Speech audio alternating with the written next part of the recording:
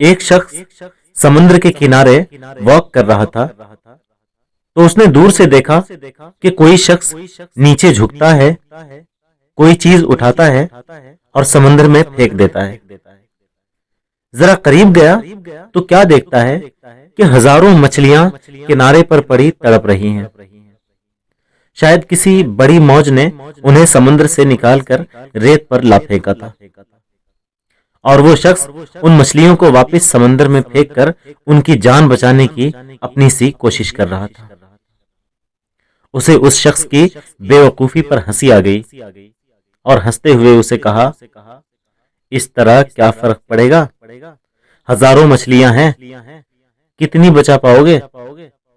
یہ سن کر وہ شخص نیچے جھکا، ایک تڑپتی مچھلی کو اٹھایا اور سمندر میں اچھال دیا۔ وہ مچھلی پانی میں جاتے ہی تیزی سے تیرتی ہوئی آگے نکل گئی۔ پھر اس نے سکون سے دوسرے شخص کو کہا، اس مچھلی کو تو فرق پڑا نا؟ یہ کہانی ہمیں سمجھا رہی ہے کہ ہماری چھوٹی سی کاوش سے بھلے ہی مجموعی حالات تبدیل نہ ہو، مگر کسی ایک کے لیے وہ فائدہ مند ثابت ہو سکتی ہے۔ لہذا دل بڑا رکھیں اور اپنی طاقت و حیثیت کے مطابق اچھائی کرتے رہیں۔ اس فکر میں مبتلا نہ ہوں کہ آپ اس کوشش سے معاشرے میں کتنی تبدیلی پیدا کر پائیں گے، بلکہ یہ سوچیں کہ آپ اپنے حصے کا حق زیادہ سے زیادہ ادا کر سکیں۔